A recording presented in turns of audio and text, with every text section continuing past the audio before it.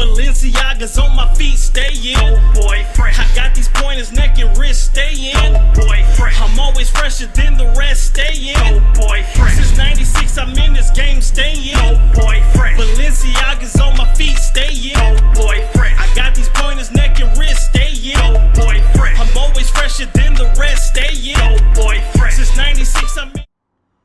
Welcome to another episode of No Capp Reacts. I'm your man Bailey, aka Mr. Go Get 'em.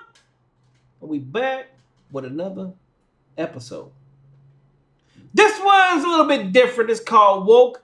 Women are destroying relationships with Suzanne Venker. This video is a little long. I'm just going to go ahead and start it up. So this is a reaction to another reaction, but I'm not going to do much reaction. I'm just going to go ahead and let him speak his piece and let these ladies do their work. I told you, as promised, that I was going to give you a video where women were basically going to say the exact same thing that men said over on Fresh and Fit. This is not something that just men are saying out here now. There are a lot of women, and a lot of women are actually speaking up and speaking out. 9 times out of 10, as usual, you're going to say it's a pick-me, stupid as hell. Anytime a woman speaks out against women, they become a pick-me. Who knows what the hell that is or what that even means? It actually sounds very stupid. But, you know, at the end of the day, it is what it is.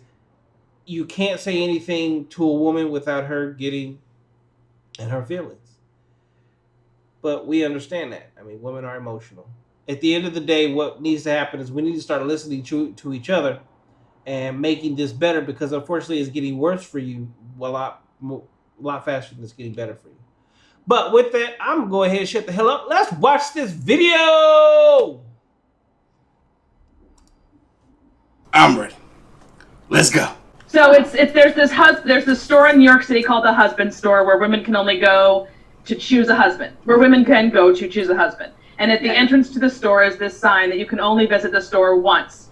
And there are 6 floors inside, and the men's value increases as women ascend each flight of stairs. You hear that? I love this story. You can only enter the store once, and the men's value increases as the women ascend each floor. Remember that. And they're permitted to choose any man they want from any floor, or they can go up another floor. But they cannot go back down except to exit the building. Okay. So a woman goes into the store to find a husband. On the first floor, the sign says, "These men have jobs." On the second floor, the sign says, "These men have jobs, love kids, and are extremely good looking." I remember back in the day when just having a job was enough. Okay, the second floor sounds pretty awesome. Good looking man, loves kids, he has a job. Wow, the woman thinks, this is great, but she keeps going up. She goes to the 4th floor, and the sign there says, "These men have jobs, love kids, and are drop-dead good-looking, and they help with the housework." And Mercy me, the woman says, "I can't stand it." Yet she still goes up to the 5th floor, and there the sign reads, "These men have jobs, love kids, are drop-dead gorgeous, help with the housework, and have a strong romantic streak." Uh-oh. The woman is tempted to stop there, but she doesn't. Of course not. She's a woman. Instead, she goes to the 6th floor, where the sign reads, "You are visitor 3,261,496,012 to visit this floor. There are no men on this floor. This floor exists solely as proof that women are impossible to please. Thank you for shopping at the Husband Store." Woo! That floor exists solely to prove that women are impossible to please. I didn't say it. Billions of women made it up to that floor, and there was nothing there for them. Welcome to the modern woman. That's crazy. Now, let's go over to the women's store, the wives' store, I should say. Let's see what the guy's doing over there. To avoid gender-biased charges, across the street. And on the 1st floor, there are wives who love sex. On the 2nd floor, there are wives who love sex and who are kind. On the 3rd floor are wives who love sex, who are kind, and who enjoy sports. You heard that? The 4th, 5th, and 6th floors have never been visited. The 4th, 5th, and 6th floors have never been visited. Because the guys, they were perfectly fine with what they found on the first 2-3 floors. The sex major seller. What was the second one? I would have stopped right there. I would have stopped right there on the second floor. She loved sex and she was kind. I don't care nothing about no sports. I would have stopped on the second floor. What? But a woman, she go, I'm going to go all the way up to the top. I deserve the best. There's more to this video. Let's hear a bit more. I ain't going to do the whole video, but we'll have it linked down below. That's the end of the story. I love that. I love it too. I love it too. And so, tell me why you posted. Okay, so look, it was just an obvious. I mean, it doesn't take a genius to figure out the message there. Women are very difficult and hard to please, and men are not. Men are simple. Their needs are simple, and the more women think they can have, the more they tend to go after. And then when they get to that point, they're never satisfied and want more. I mean, that's the general gist of the message. And of course, depending on whether you have a sense of humor, right? Which is very rare these days. Very rare. I mean, you would think that I said, because of course I made some comments about anecdote, and that today we are having a problem with extremely unrealistic and high expectations, usually on the part of women. Yes. And that it's a problem for sustaining marriages and relationships.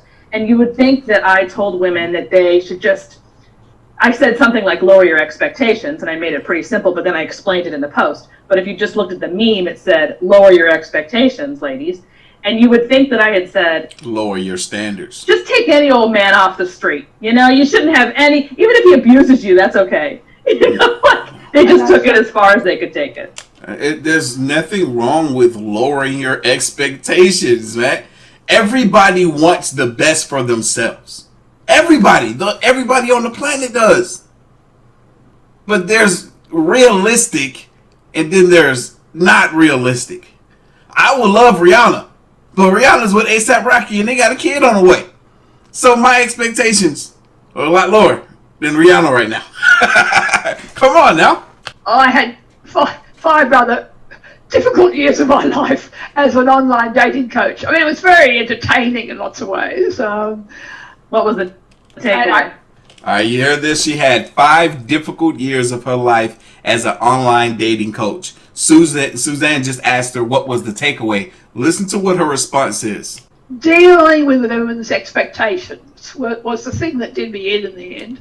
She said dealing with women and women's expectations was the thing that did her in the end. Now, that's something that I've heard very commonly lately when it comes to dating coaches, female dating coaches in particular, who deal with women and helping them in the dating market. A lot of them are saying what? They're saying that they're giving up on being a dating coach because it's so hard to please these women. For one, you're put in a position as a dating coach to where you have a plethora of people that you can match together. And a lot of times these women are feeling as though the options are endless. They're like, oh my God, it didn't work with this guy for whatever reason. So I'm going to go ahead and see what else she has to offer. You know what I'm saying? And they will pick and choose and find any little thing about these guys to where they'll be like, you know what? None of these guys work. None of them work. Nobody's perfect for you, lady. I mean, nobody's perfect, but you can find one that's perfect for you. Or at least suitable, right? Someone that you can get along with. But if you nitpicking on every little thing about an individual, then you're probably going to end up being single for the rest of your life if you don't lower those standards. And that's something I was telling a friend of mine when it was one lady, I can't remember her name, black lady, that first came out that, addressed the fact that it was so hard to please women, and she was a dating coach. I sent her to a friend of mine, and my friend, a female friend who's single that also struggles with dating, she was like, oh, I know what her problem is. She's just a horrible dating coach. It's not that these women couldn't find what they were looking for. She's just sucked at her job. Well, if that's the case, then how come so many of these women that are in this position to matchmake are quitting because of women? Because of women and their standards. Get it together. And trying to get them to get real. I mean, they come in with these huge shopping lists of things that they had to have in their relationship, and that they would lay out in their profiles. You know, I need this, I want this, I must have this. And I would say, you're not in a buyer's market, lady. I was dealing mainly with women over 50. And, you know, they're up against it. Women over 50. She said she was dealing with women mainly over the age of 50, and they're up against it. I was having a conversation with a young lady literally last night and the night before, and it was so baffling to me that she is unaware of the truths that we all know today in regards to men and women when it comes to their prime. And I was trying to explain to her the guys' primes, our prime is 35 to 50 years old. That's when we're in our prime, because that's when we're most established. And she was trying to bring it back to the sex. No, like guys' sexual prime. I'm like, no, not the sexual prime. I'm talking about our prime as far as what we have to offer the world. What we have to offer ourselves, our family, our community, a loved one, whatever that may be. Our prime typically starts at 35, when we may have some tenure in our career and we're established and we got our home, everything, our finances, everything is in order. That is a man's prime. And she's like, no, man's prime is in his early 20s when he's got that good sex. I'm like, no. I'm like, you're talking about the sexual prime. I'm talking about the market value prime. And I was telling her women's prime is 18 to 35. After the 35, they're viewed as somewhat less valuable to certain men, especially high valued men, right? Men that are looking to settle down with a woman that's not damaged, that hasn't put on excessive weight, and a woman that doesn't have kids by another man. Not to say that men won't still be with those women, but those women are just not considered to be in their prime. And she couldn't understand that. So for this woman here to say, hey, I mean, look, they pretty much hit the fan. They're 50 years old. Some of those women may think that they're in their prime when not. They have the world against them when it comes to what's available to them in the dating market. Because a guy that's 50 can date a female that's 30.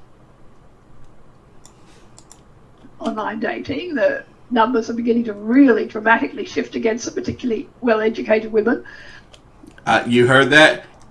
In particular with online dating, the numbers are beginning to shift drastically against educated women. And what do we know is going to happen within the next 5 to 10 years? The amount of women that's going to be in college is going to far trump the amount of men that is going to be in college, because men are realizing, wising up, hey, you know what? It may not be best to go ahead and jump into immediate 30-year, 40-year debt.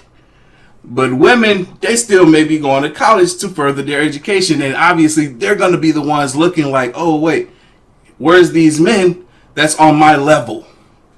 Sorry, sweetheart, but they're not there.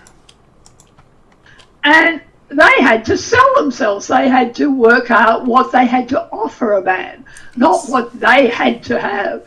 And boy, was that hard work. And you know, this sense of entitlement, this sense of I deserve and I this. suppose I also, what I find really offensive is their willingness to denigrate men. I mean, they see so little, many of them see so little good in men. Yes. Oh my, look, y'all don't understand how excited I am right now to be listening to these white women say this. I was like, okay, all right, good. Because this shows proof that this modern way of being really exists within every culture, every nationality of women, especially here on the West. And then to be hearing these white women that have wised up to it, realize that they're facing it themselves because they're having to deal with other women, and they understand it well enough to articulate it. I gotta send this to all the females, all the ones that I've had these discussions with and they couldn't get it through their head. I gotta send this to them. Man, this is golden. And they're so on the lookout for men's faults rather than looking past their physical appearance, past how much money they had. I mean, they just cannot begin to settle.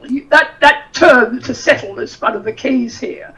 Don't you think? I mean, they really bristle at the notion of settling. And the funny thing about the word settle is, of course, it sounds bad. You know, the language matters, and that sounds bad. But of course, if you're starting from an unrealistic place, then settle isn't a bad word. Real talk. Yo, I've never heard anybody say it like that, but that makes so much sense. If you're starting from an unrealistic place, then to settle isn't a bad word to turn. Ooh! In fact, you could just say, instead of having inflated expectations, just have realistic expectations, as opposed to high and low and settling and aiming high or whatever. You know, you can change the language. Buzzwords. But yeah, there's just no. I think the best way to get a woman to understand it, I have found, at least in my coaching business, is if you reverse it. I find that's very quick. If you reverse the genders, let's say I'm talking to a wife who's really, really, upset because her husband is an A, B, C, D, E, F, G, and I reverse it and I say, well, what if he expected boom, boom, boom, boom, boom, boom, boom of you? And all of a sudden it's just crystal clear. Or whatever, it's not even of your qualities, but whatever it is they expect in the relationship that you should do or be like. It doesn't work that way in reverse because men don't have very many needs. They really, genuinely don't. Be nice, be available, affection, appreciation, and that's about it. That's really it. It's just maybe a bit of sex, but that's the sex was the sex. The sex was. I'm sorry. When I said be available, I meant sex. Yeah. she said when she. Yes, of course we know. I already knew. Including sex. Be interested in sex. If you're interested in sports, that's helpful. If you're not, whatever. But yeah, sex, food, being nice, kind, generous, selfless, thoughtful. See, the things that, and I've said this several times before, the things that men are interested in when it comes to women are so free. It literally just takes you being a decent person. If you're a decent person, all that stuff that she just named is going to already come with you. You're going to already have all that stuff in the bag. Fellas, if you're dealing with a woman that doesn't have those core qualities, watch out. Ladies and gentlemen, ladies specifically, gentlemen, show this to your women. I'm going to stop this video right there. It's actually pretty long.